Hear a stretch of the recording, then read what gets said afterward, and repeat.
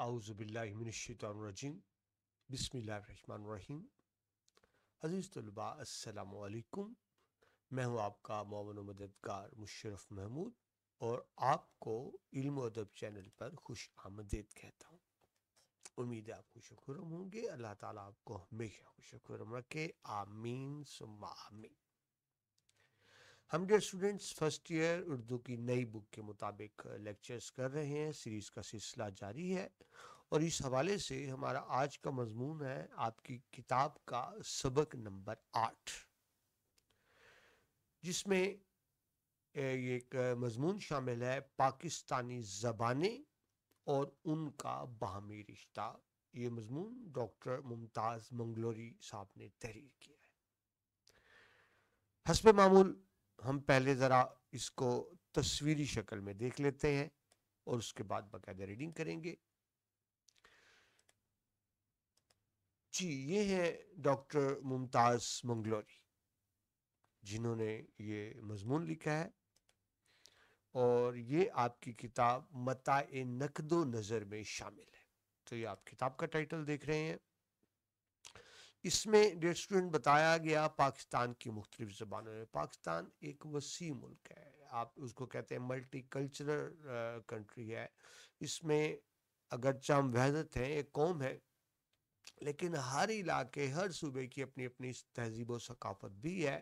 سو یہاں بہت سی زبانیں بولی جاتی ہیں، جس کی تفصیل آپ پکچر میں دیکھ رہے ہیں، اور اس کے بعد تفصیل سے ہم پڑھیں گے بھی۔ ویسے آپ کو بتا دوں 70 سے زیادہ زبانیں پاکستان میں بولی اور سمجھی جاتی ہیں۔ آپ ان کی یہاں تفصیل دیکھ رہے ہیں، مختصر سی، باقی ڈیٹیل تو ہم بعد میں پڑھیں گے، صرف مختصر سی آپ کو یہاں تفصیل دکھانا مراد تھا۔ یہ آپ دیکھ سکتے ہیں جو مردم شماری میں بھی ایک کالم ہوتا ہے جس میں آپ سے پوچھا جاتا ہے کہ آپ کی زبان کیا ہے، تو اس میں آپ دیکھیں کون کون سی زبانیں ہیں۔ بڑی سب سے زیادہ جو بولی سمجھے جانے والی زبان پنجابی ہے، پھر پشتو ہے، پھر سندھی، سرائکی اس کے بعد آتی ہے۔ پاکستان کے آئین میں یہ لکھ دیا گیا ہے کہ پاکستان کی قومی زبان اردو ہوگی۔ یہ آئین کا دفعہ، یہ آرٹیکل آپ جو دیکھ رہے ہیں 251۔ اس کے بعد ہم کچھ مشہور صوفی شعراء کے بارے میں پڑھیں گے علاقائی تہذیب و ثقافت کے حوالے سے۔ یہ آپ دیکھ رہے ہیں سندھ کے شاہ عبداللطیف بھٹائی، ان کی یادگار میں ایک یادگار بنائی گئی ہے سندھ میں، سندھ کے بہت بڑے عظیم صوفی شاعر۔ یہ آپ دیکھ رہے ہیں سچل سرمست، یہ بھی سندھ کے ایک بڑے مشہور صوفی بزرگ شاعر۔ اس کے بعد آپ دیکھ رہے ہیں سلطان بہو کو، حضرت سلطان بہو رحمۃ اللہ علیہ، یہ ان کا تعلق پنجاب سے ہے، پنجاب کے صوفی شاعر۔ اور جناب اس کے بعد آپ دیکھ رہے ہیں وارث شاہ، پنجاب سے ہی، جن کی ہیر وارث شاہ مشہور ہے۔ ظاہر ہے ان کی اصل تصاویر نہیں ہے، لیکن تاریخ میں جو ان کے بارے میں بتایا گیا اس کے مطابق یہ بنائی گئی۔ یہ جناب بلے شاہ، پنجاب سے تعلق، قصور سے، بابا بلے شاہ، ان کو آپ دیکھ رہے ہیں۔ اور یہ جناب پشتون شاعر خوشحال خان خٹک، پشتو زبان کے سب سے بڑے شاعر۔ اور اس کے بعد آپ دیکھ رہے ہیں رحمان بابا کو، یہ بھی پشتو کے بڑے شاعر۔ اور جناب اس کے بعد آپ دیکھ رہے ہیں بلوچ شاعر جام درک کو، بلوچی ادب کا ایک بہت بڑا نام۔ اور اس کے بعد ایک اور بڑے شاعر بلوچی مست توکلی، یہ آپ ان کو دیکھ رہے ہیں، جو ایک سمو نامی عورت کے عشق میں گرفتار ہوئے تھے اور ساری زندگی عشق و محبت کی شاعری کرتے رہے۔ تو دیکھیں سمو کی قبر پہ بھی لکھا ہوا ہے کہ یہ سمو وہ ہے جس پر مست توکلی عاشق ہو گئے تھے۔ تو یہ چند تصویری آپ کو جھلکیاں دکھائیں، اس کے بعد ہم باقاعدہ آپ سبق کا آغاز کرتے ہیں اور ساتھ ساتھ ان کی تفصیل بھی دیکھیں گے۔ جی، تو جس طرح آپ کو بتایا ڈاکٹر ممتاز منگلوری کا مضمون ہے۔ منگلور ان کا علاقہ ہے رہنے والا، جس طرح ہم لاہور سے لاہوری کہتے ہیں تو وہ منگلور سے منگلوری۔ 74 سال عمر پائی، 2011 میں آپ کا انتقال ہوا۔ نام ہے ممتاز منگلوری، ادبی طور پر آپ کو ڈاکٹر ممتاز منگلوری لکھا جاتا ہے، آپ پی ایچ ڈی تھے۔ علاقہ منگلور یہ تحصیل ضلع مانسہرہ میں ہے۔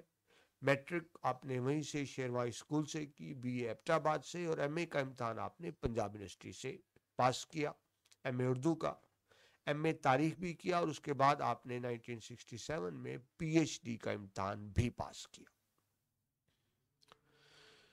ملازمت کی بات کریں تو پنجاب یونیورسٹی میں 1962 میں آپ نے ملازمت کا آغاز کیا پنجاب یونیورسٹی سے، ریسرچ آفیسر رہے مغربی پاکستان اردو اکیڈمی کے۔ اس کے بعد آپ سبجیکٹ اسپیشلسٹ بھی رہے مغربی پاکستان ٹیکسٹ بک بورڈ کے، اور اس کے بعد پھر NWFP جس کو موجودہ نام خیبر پختونخوا ہے، پہلے اس کو شمال مغربی سرحدی صوبہ کہا جاتا تھا، تو اسی کے حوالے سے اس کے بھی یہ سبجیکٹ اسپیشلسٹ رہے۔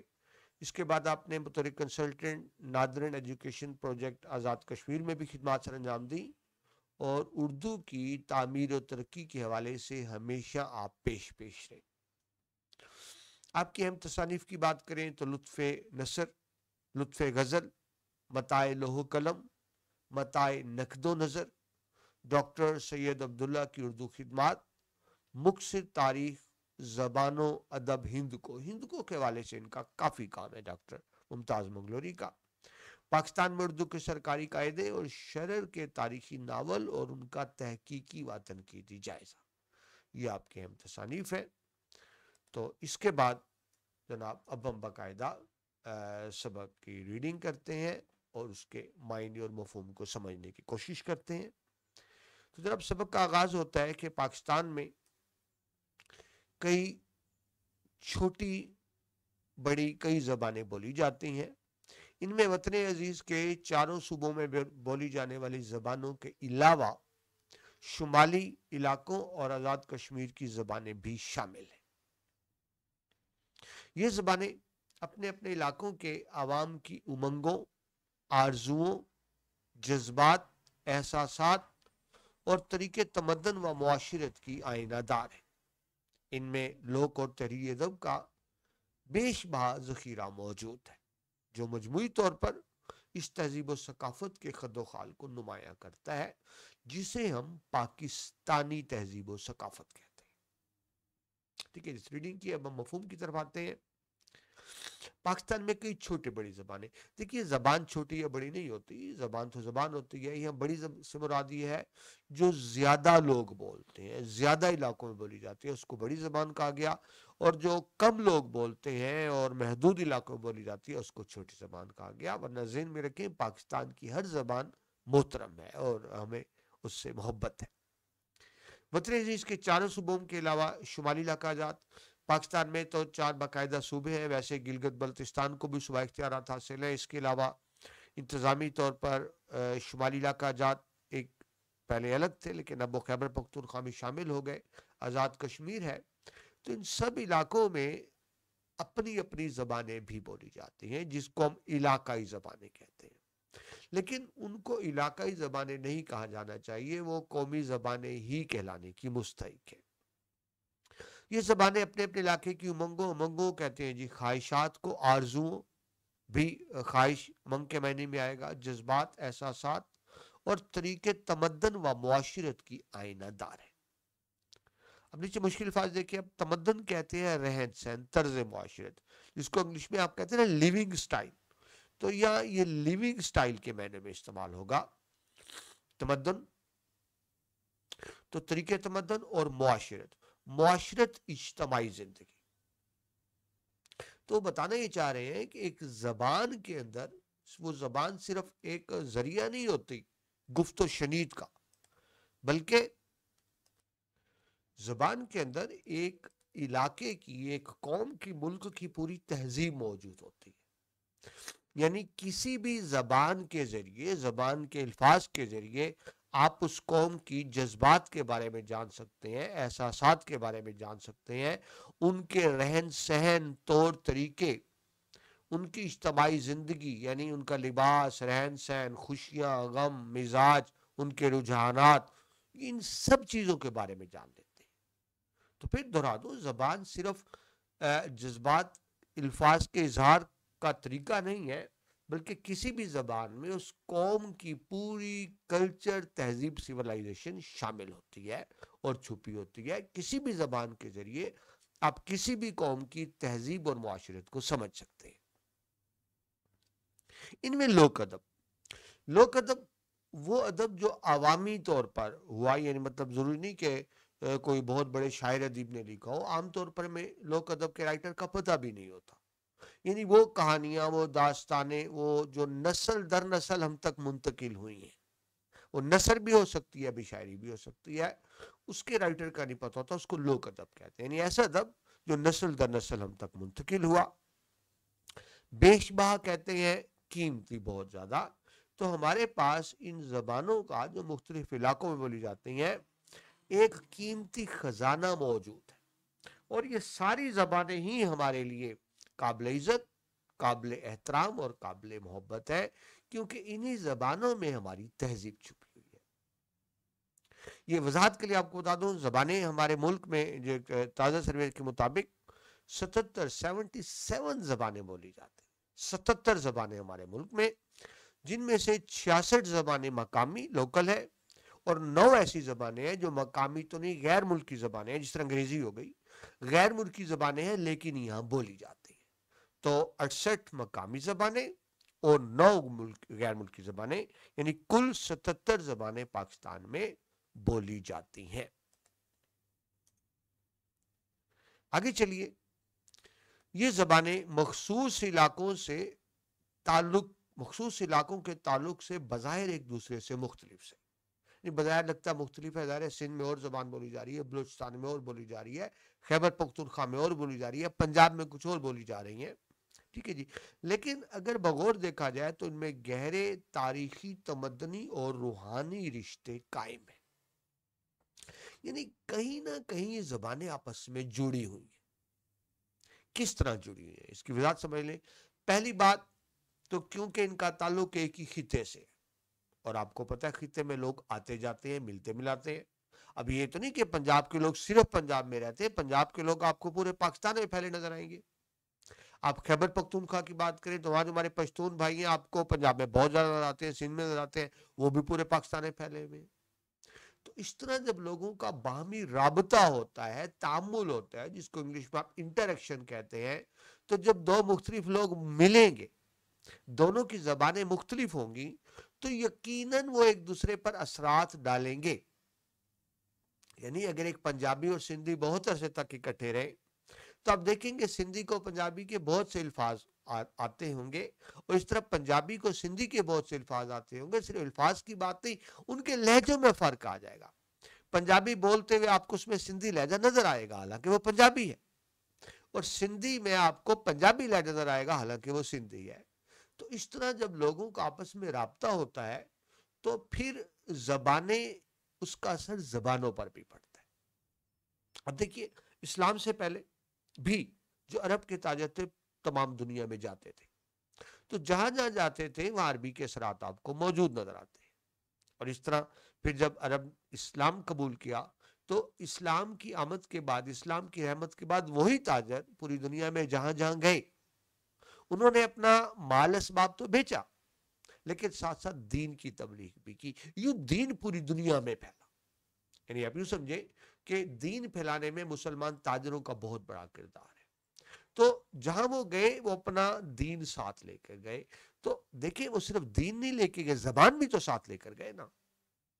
تو جب مختلف زبانوں کے لوگ آپس میں ملتے ہیں تو پھر زبانیں ایک دوسرے پر اثر ڈالتی بھی ہیں اور ایک دوسرے سے اثر قبول بھی کرتے ہیں۔ تو یہی بات کی جا رہی ہے کہ آپ دیکھیں جائیں تو ان میں تاریخی رشتے ہیں، تاریخی طور پہ۔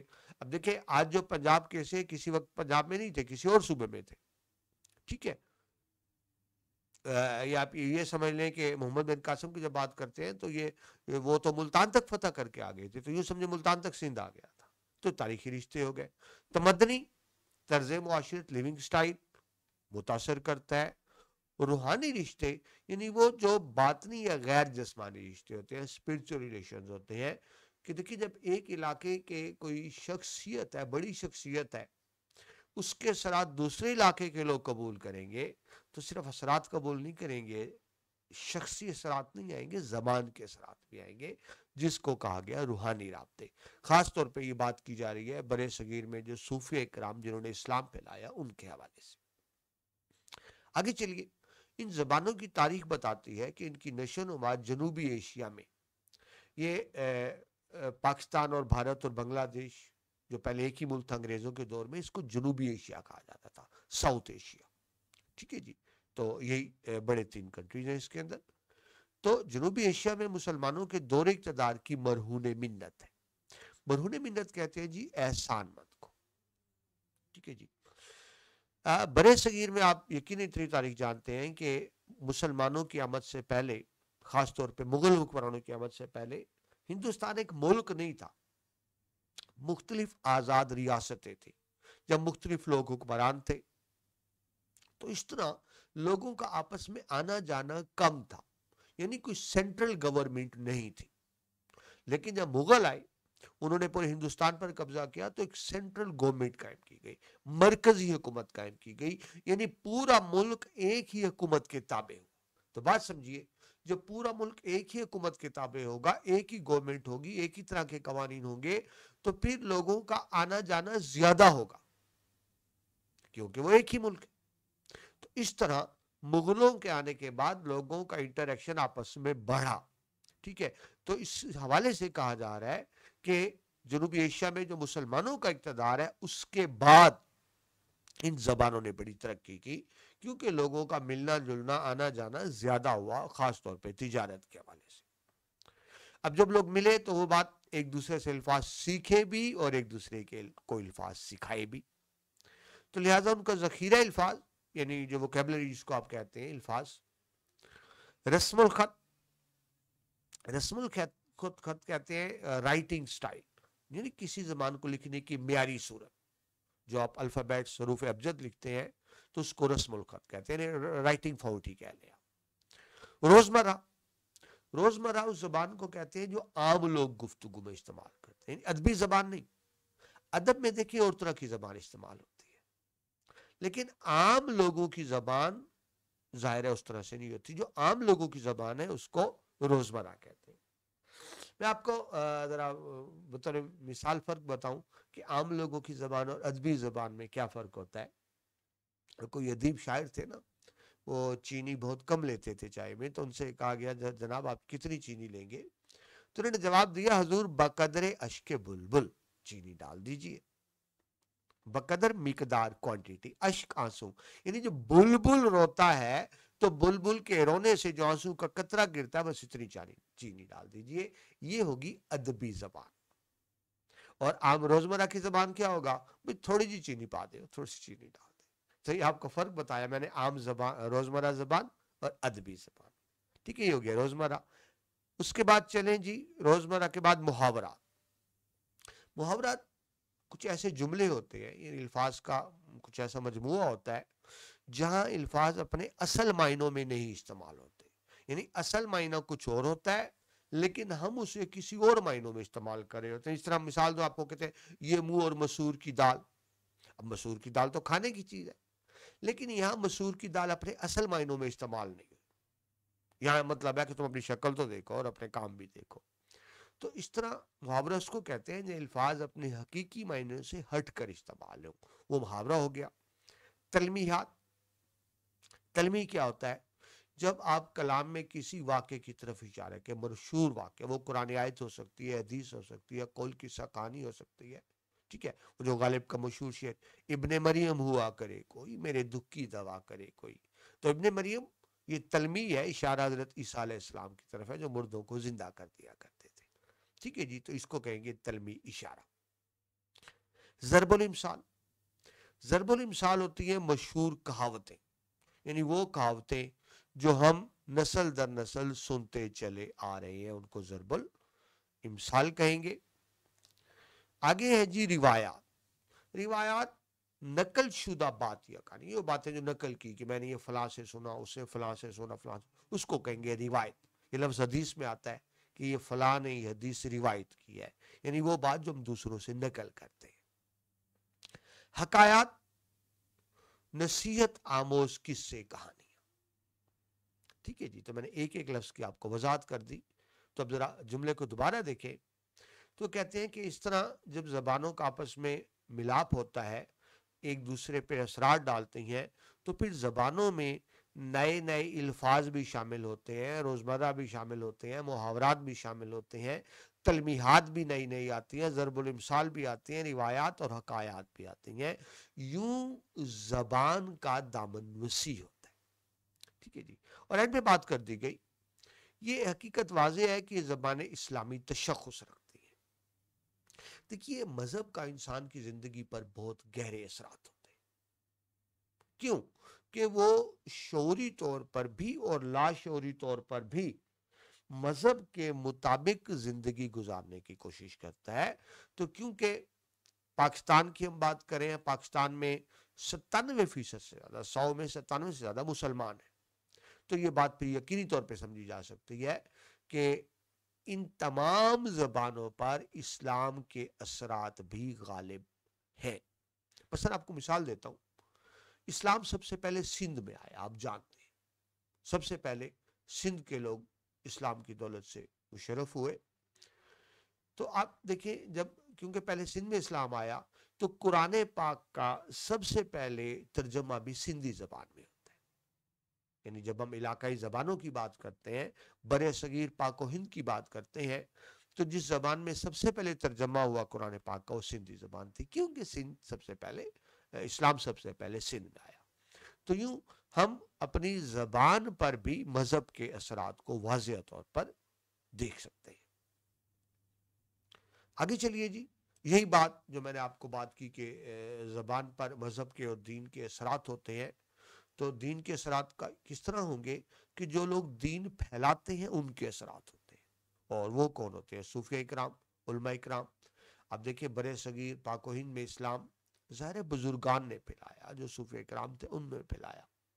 یہ تو نہیں کہ طاقت کے زور پہ اسلام پھیلا, یہ حکمرانوں نے پھیلایا. ہاں, یہ ہوا کہ حکمرانوں نے اسلامی ماحول بنایا. تمام دنیا سے, خاص طور پہ ایران, افغانستان اور سینٹرل ایشیا سے بزرگ آئے, انہوں نے پھر دین کی تبلیغ کی, اور یوں یہاں دین اسلام پھیلا. تو وہی بات کی جا رہی ہے جی, ان زبانوں کے شعر و ادب نے صوفیہ اکرام کے فیوز و برکات کے سائے میں پرورش پائی. صوفیہ اکرام جی اہل طریقت, صالح نیک لوگ. اہل طریقت یعنی جن کی زندگی قرآن و سنت کے مطابق ہوتی ہے, ان کو اہل طریقت کہیں گے. اور یوں ان زبانوں نے اخوت و مساوات, غیرت و حمیت اور باہمی مہر و محبت کے اعلیٰ انسانی اقدار کی پاسداری کا فریضہ سر انجام دیا. ٹھیک ہے. اب دیکھیے, کیونکہ اسلام بزرگان دین کی وجہ سے پھیلا, اور بزرگان دین نے خود اخوت محبت کی بات کی, تو آپ کو ان زبانوں میں وہ اخوت بھائی چارہ نظر آئے گا.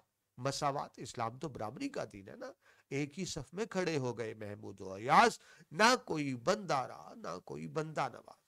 تو صوفیہ اکرام نے مساوات, برابری کا درس دیا. ٹھیک ہے. تو اس کے اثرات بھی آپ زبانوں پہ دیکھ سکتے ہیں. غیرت و حمیت, حمیت خودداری کہتے ہیں, عزت نفس کو کہتے ہیں. تو آپ کو علاقائی زبانوں میں عزت نفس, خودداری, حمیت کا مادہ نظر آئے گا. کہتے ہیں نا جی, وہ شیر کی ایک دن کی زندگی گیدڑ کی 100 سالہ زندگی سے بہتر. تو یہ اس غیرت حمیت کی بات ہو رہی ہے کہ سر نہیں جھکانا, گردن کٹا دینی ہے. اس سے خوبصورت مثال ہو نہیں سکتی واقعات کربلا کی, حضرت امام حسین رضی اللہ تعالیٰ عنہ کی. یزید کے آگے سر نہیں جھکایا, گردن کٹا دی, اور قوم کو درس دیا کہ سچائی کا ساتھ دینے, جان کی پرواہ نہیں کرنی. اس کو کہیں گے غیرت حمیت. باہمی مہر و محبت, مہر بھی محبت کو کہتے ہیں, پیار کو کہتے ہیں. تو جو صوفیہ اکرام آیا, انہوں نے نفرت سے روکا, انہوں نے محبت کا درس دیا. تو یہ ساری اعلیٰ اقدار تھیں, اخوت, مساوات, غیرت, حمیت, مہر و محبت. تو ان اقدار کہتے ہیں ویلیوز, قدر و قیمت. تو یہ ویلیوز تھیں, یہ اقدار تھی جو انہوں نے پھیلائی.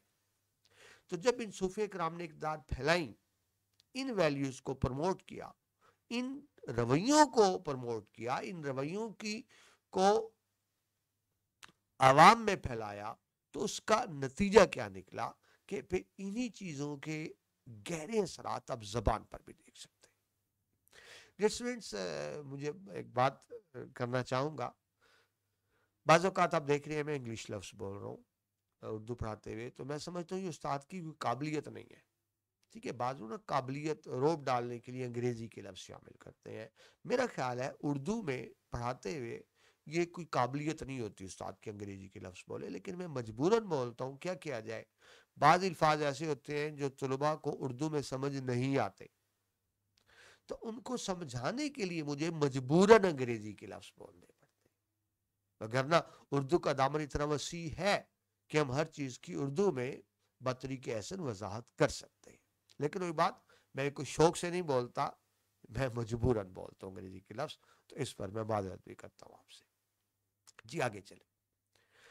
اس کے ساتھ ساتھ اس میں ان مسلمان مجاہدینوں کے نعروں کی گونج اور تلوار کی جھنکار بھی سنائی دیتی ہے، جن کی مجاہدانہ سرگرمیوں کے نتیجے میں ہند میں اسلام کا نور پھیلا. اب دیکھیں، جب مسلمان جس علاقے میں گئے تو اسلام ہمیں کیا حکم دیتا ہے کہ بدی کو روکو. ٹھیک ہے، طریقے سے روکو، زبان سے روکو. وہ نہیں رکتے بدے والے، تو پھر طاقت کا استعمال کرو. دیکھیں اسلام میں یہ نہیں کہ کافروں کو مارتے پھرو، غیر مسلموں کو مارتے پھرو، لیکن وہ غیر مسلم جو اسلام کے راہ میں رکاوٹ بنے، مسلمانوں کی رکاوٹ بنے، حکم ہے ان کے ساتھ جہاد کرنے کا. تو اسلام میں جہاد بنیادی رکن ہے. جو جہاد کا منکر ہے وہ مسلمان ہی نہیں. ٹھیک ہے، یہ الگ بات کہ ہمارے یہاں جہاد کا تصور غلط ہے. جہاد اسلامی ریاست اعلان کرتے ہیں، یہ نہیں کہ چند لوگ بندوقیں لے کے نکل پڑے اور اس کو جہاد کہہ دیں. وہ جہاد نہیں، فساد ہوتا ہے. جہاد کا اعلان اسلامی ریاست کر سکتی ہے، افراد اپنے طور پر جہاد نہیں کر سکتے، وہ فساد ہی کہلائے گا. اسٹوڈنٹس یہ بھی ذہن میں رکھیے گا. ٹھیک ہے جی. تو آپ کو ان زبانوں میں وہ مسلمان مجاہدوں کے نعروں کی گونج ملتی ہے. آپ اگر بلوچی شاعری دیکھیں، پشتون شاعری دیکھیں، تو وہ مائیں جو لوریاں دیتی ہیں نا بچوں کو، وہ لوریوں میں بات شامل ہے کہ میں نے تجھے اس لیے پیدا کیا کہ تو بڑا ہو کر دشمن سے انتقام لے گا، دشمن سے بدلہ لے گا، تو اپنے قبیلے کا نام روشن کرے گا. اگر تو نے ایسا نہ کیا تو میں تجھے اپنا دودھ معاف نہ کروں گی. تو اس طرح کی چیزیں ہمیں اپنی علاقائی زبانوں میں نظر آتی ہیں. تو اسی کو بات کیا گیا کہ مسلمان مجاہدوں کے نعروں کی گونج اور تلواروں کی جھنک، یعنی جہاں ضرورت پڑی مسلمانوں نے زبان سے تبلیغ کی، جہاں ضرورت پڑی تلوار بھی اٹھائی اور جان کی پرواہ نہیں کی. تو آپ کو یہ غیرت، حمیت اور جان قربان کر دینے کی چیزیں نظر آتی ہیں ہماری تہذیب و ثقافت میں بھی، ہماری زبانوں میں بھی. اردو میں فیض صاحب کا مشہور شعر، جس دج سے کوئی مقتل میں گیا وہ شان سلامت رہتی ہے. یہ جان تو آنی جانی ہے، اس جان کی کوئی بات نہیں. تو مسلمان جان کی پرواہ نہیں کرتا. یہی چیز آپ کو زبانوں میں بھی نظر آتی. جی، مسلمان مجاہدوں کے نعروں کی گونج اور تلواروں کی جھنکار بھی سنائی دیتی ہے، جن کی مجاہدانہ سرگرمیوں کے نتیجے میں ہند میں اسلام کا نور پھیلا. ٹھیک ہے جی. تو مسلمانوں نے پیار محبت سے بھی پھیلایا، دین کی تبلیغ اپنے کردار سے کی. لیکن جہاں اسلام کے لیے خطرہ محسوس ہوا، جہاں مسلمانوں کی زندگی کو جیرن کیا گیا، تو وہاں مسلمانوں نے پھر تلوار بھی اٹھائی اور نعرہ تکبیر بھی بلند کیا. اور یہ چیزیں آپ کو زبانوں میں نظر آتی ہے. دیکھیے زبان معاشرے کی عکاس ہوتی ہے، زبان معاشرے کی عکاس ہوتی ہے. جو کچھ معاشرے میں ہو رہا ہوتا ہے اس کی جھلک آپ کو زبانوں میں نظر آتی ہے. مثلا یہ ممکن نہیں ہے کہ ایک معاشرہ تو جنگجو ہو اور اس کی زبانوں میں وہ جنگجو اثرات نظر نہ، ایسا ہو نہیں سکتا. یا آپ یوں کہیں کہ ایک معاشرہ جو بہت زیادہ امن پسند ہو، تو اس امن پسندی کا درس آپ کو ان کی زبانوں میں بھی نظر آئے گا. پاکستانی زبانوں میں تخلیق ہونے والا ادب تمام پاکستانیوں کی مشترکہ میراث ہے. دیکھیے یہ ملک ہمارا ہے. ہم اسٹوڈنٹ، ہم پنجابی نہیں ہیں. ویسے میں پنجابی ہوں، لیکن آپ کو سمجھانے کے لیے بات کروں، میں اپنے آپ کو پنجابی نہیں کہوں گا، میں اپنے آپ کو پاکستانی کہوں گا. ہم پنجابی نہیں ہیں، ہم سندھی نہیں ہیں، ہم پختون نہیں ہیں، ہم بلوچ نہیں ہیں. ہم الحمدللہ پاکستانی. ہماری سب سے پہلی پہچان ہمارا مذہب اسلام، اور دوسری پہچان میرا دیش پاکستان. اور اس کے بعد ہمیں تیسری پہچان کی ضرورت نہیں ہے. پہلی پہچان ہم مسلمان. دیکھیں یہ بھی غلط ہے کہنا میں شیعہ ہوں، میں سنی ہوں، میں اہل حدیث ہوں، میں اہل سنت ہوں، میں بریلوی ہوں اور فلاں فلاں. نہیں، ہم صرف مسلمان ہیں. ہماری پہچان مسلمان ہے. اور اس کے بعد یہ کہنا میں پنجابی، سندھی، بلوچی، یہ بھی غلط. ہماری پہلی پہچان مسلمان ہونا، دوسری پہچان پاکستانی. یہ بات میں اس لیے بھی کھل کے کہہ رہا ہوں کہ الحمدللہ اب آپ جانتے ہیں اب آپ کا قومی نصاب ہے. اب پورے ملک میں ایک ہی نصاب پڑھایا جائے گا. پہلے ہم پنجاب کی بکس پڑھاتے تھے پنجاب کے لوگوں کو، لیکن اس وقت آپ طلباء پورے پاکستان کے ہر علاقے، ہر صوبے سے مجھے سن رہے ہیں.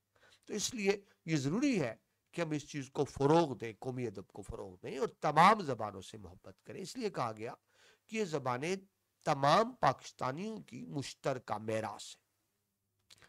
ٹھیک ہے جی. پاسداری، طرفداری کرنا، حمایت کرنا. آگے چلیے، یہی بات آگے مزید بڑھائی جا رہی ہے. یوں تو پاکستان میں بولی جانے والی ہر زبان کی اہمیت کی حامل ہے. جس طرح میں آپ کو شروع بتایا، کوئی زبان بڑی چھوٹی نہیں ہوتی، ہر زبان محترم ہوتی ہے. لیکن اپنے دائرہ اثر کے اعتبار سے پشتو، پنجابی، سندھی، بلوچی، ہندکو، سرائکی اور کشمیری زبانیں یہاں کی بڑی زبانوں میں شمار ہوتی ہیں. یعنی بڑی کے حساب سے کہا جا رہا کہ اس کو زیادہ لوگ بولتے ہیں.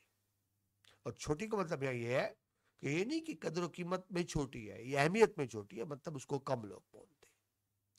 شمالی علاقوں اور چترال کی زبانیں بھی قابل قدر ادبی سرمایہ رکھتی ہیں. چترال میں کچھ ایسی زبانیں بولی جاتی ہیں جو بالکل مختلف ہیں، جو باقی جگہوں پہ نہیں بولی جاتی. پاکستانی زبانوں میں پشتو، پنجابی، سندھی اور بلوچی نہ صرف یہ کہ پاکستان کی آبادی کے وسیع حصے کی زبانیں ہیں، بلکہ ان کا قدیم و جدید ادب بھی معیار و مقدار کے حوالے سے خاصا وقی ہے. یعنی خاصا اس کے مطلب اثرات بہت زیادہ ہیں. شروع میں نے آپ کو چند زبانوں کے حوالے سے دکھایا تھا. میں اس سلائیڈ کی طرف واپس جانا چاہوں گا اب، کیونکہ ہم تفصیل سے دیکھ رہے ہیں.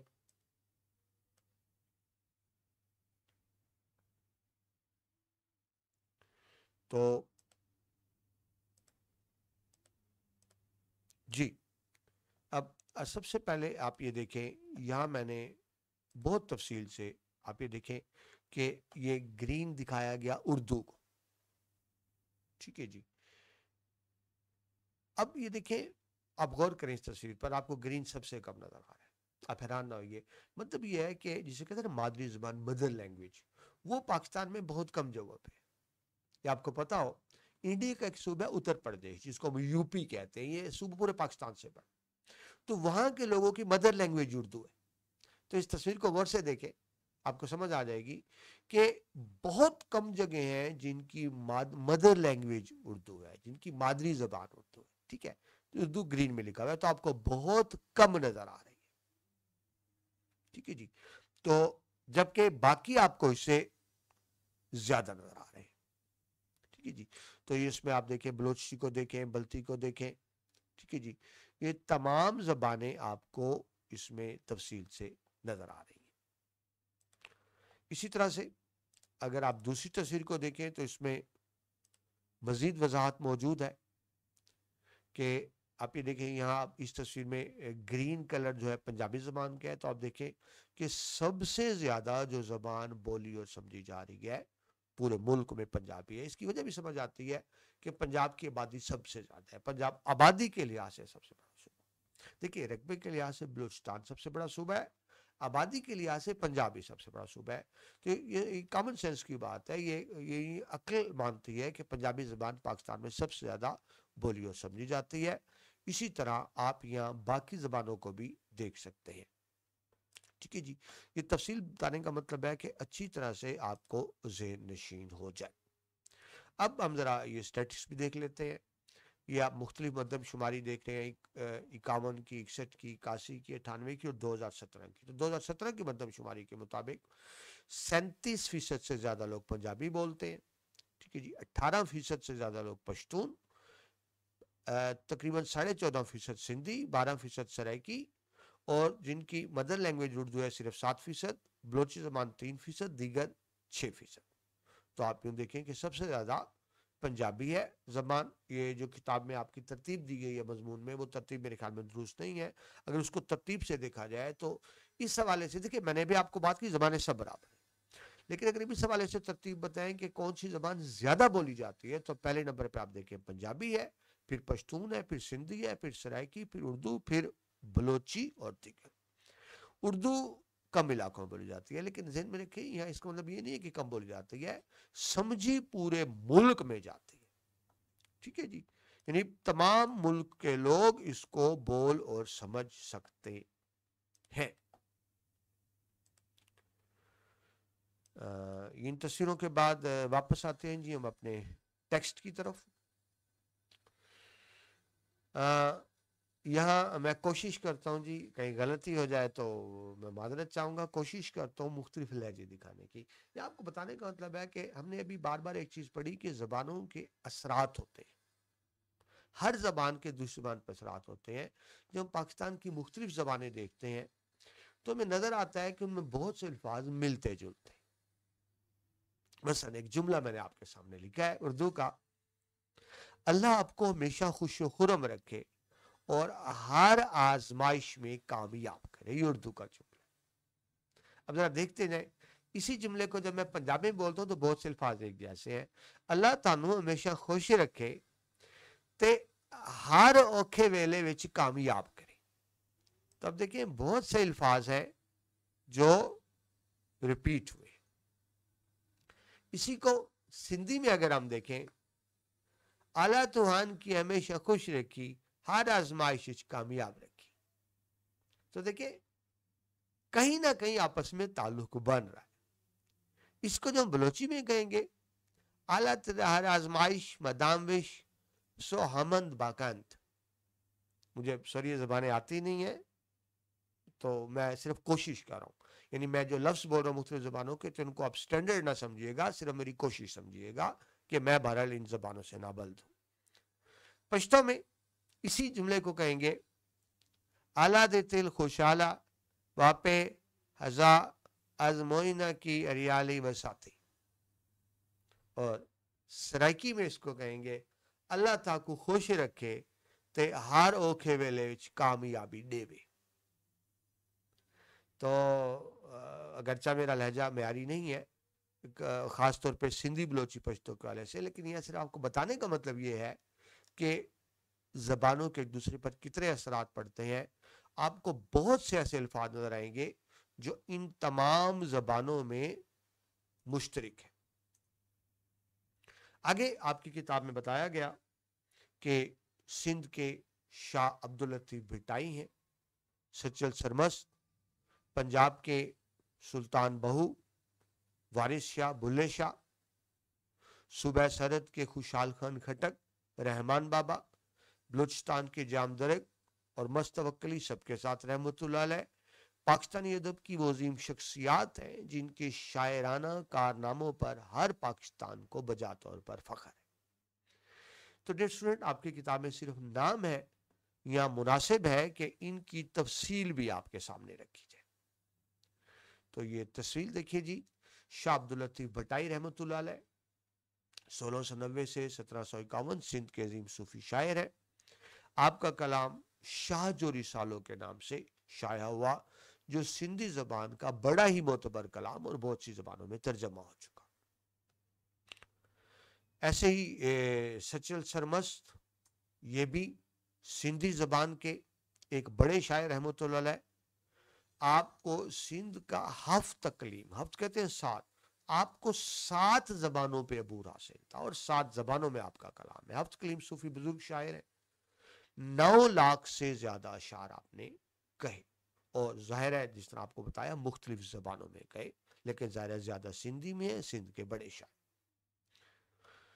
سلطان بہو رحمت اللہ علیہ، پنجاب سے تعلق، پنجاب کے عظیم عارف باللہ شاعر. یعنی یہ شروع سے ہی، یعنی آپ کہہ سکتے ہیں کہ شروع سے ہی ان کا رجحان، مطلب شروع سے ہی نیک اللہ لوگ بندے تھے. ابیات بہو آپ کی کتاب جہاں سے اپنی شہرت، آپ ہو جب آپ نے عارفانہ کلام میں ہو کہتے ہیں نا اینڈ پر، تو وہ سلطان بہو کے حوالے سے ہی ہے. तो अदबियात बहू से आपको शोहरत दवाम हासिल हुई। वारिस शाह रहमतुल्लाह अलैह 1722 से 1798, इनको पंजाबी अदब का शेक्सपियर कहा जाता है। हीर वारिस शाह के जरिए इन्होंने मोहब्बत का पैगाम पहुंचाया, जहां वो इश्क मजाजी से होते हुए इश्क हकीकी का इजहार करते हैं। बुल्ले शाह रहमतुल्लाह अलैह लाहौर कसूर से ताल्लुक, पंजाब के फलसफी सूफी शायर, फलसफी जो बात को गहराई से देखते हैं, ये सुलह कुल की दावत देते हैं सबको, और इंसान दोस्ती और आलमगीर मोहब्बत का दर्स देते हैं। इसके बाद आए आप खुशहाल खान खट्टक, पश्तो जबान के अजीम जंगजू शायर। जिस तरह मैंने आपको बताया कि पश्तून में जंगी रिवायात ज्यादा हैं जो इनके आपको नजर आती हैं। इन्होंने सिर्फ शेर नहीं लिखे, खुद भी जंगों में शामिल हुए, खुद भी तलवार उठाई, कलम भी उठाई, तलवार भी उठाई खुशहाल खान खट्टक। फलसफी शायर है, हमागिर शख्सियत, यानी मल्टी डायमेंशनल जिसको आप कहते हैं। पश्तो अदब का एक बहुत बड़ा नाम, बल्कि पश्तो अदब का सबसे बड़ा नाम खुशहाल खान खट्टक। और उनके साथ पश्तो अदब का एक और बड़ा नाम रहमान बाबा, जिनको पश्तून जबान यानी पश्तो जबान के हाफिज शराजी कहा जाता है। खुशहाल खान खट्टक के ही हम असर हैं, यानी उन्हीं की ऐद से हैं, और इनका कलाम तसव्वुफ पर मुबनी कलाम है। जाम दरक की बात करें रहमतुल्लाह अलैह, ये 18वीं सदी के बलोची ज़बान के अजीम शायर हैं। सूफियाना और रूहानी शायरी के ज़रिए इन्होंने मोहब्बत का पैगाम पहुंचाया, और इनके साथ मस्त तवक्कली, ये भी अजीम बलोची शायर है, जो मैंने शुरू में आपको इन सब की तस्वीर भी दिखाई। ये समों की मोहब्बत में मस्त रहे, यानी मस्त इनके नाम का हिस्सा भी था और इनका मिजाज भी था, पूरी जिंदगी मस्त ही रहे। बलोचिस्तान की बुलबुल का इनको खिताब दिया जाता है। ठीक है, तो ये मैंने मुख्तसर सी तफसील पेश की मुख्तलिफ ज़बानों के शोरा की। वीडियो के शुरू में आप इनकी तस्वीर भी देख चुके हैं, मैंने तस्वीर शुरू में दिखाई थी सबकी, नहीं तो आप दोबारा स्टार्ट से देख सकते हैं। आगे चलिए जी। पाकिस्तान में बोली जाने वाली ज़बानें बेशतर एक ही असल की मुख्तलिफ शाखें हैं, यानी ओरिजिन एक है। देखिए, दरख्त पे कितनी शाखें हों, तना और जड़ एक ही होती है। तो क्योंकि सारी ज़बानें इस इलाके से फूटी हैं, तो इलाके के असरात इन सारी ज़बानों पे है, जिसको कहा गया कि असल एक है। इनका ताल्लुक ज़बानों के वसी सिलसिले से है, जो इस्तिलाह में हिंद आरियाई ज़बानें कहलाती हैं।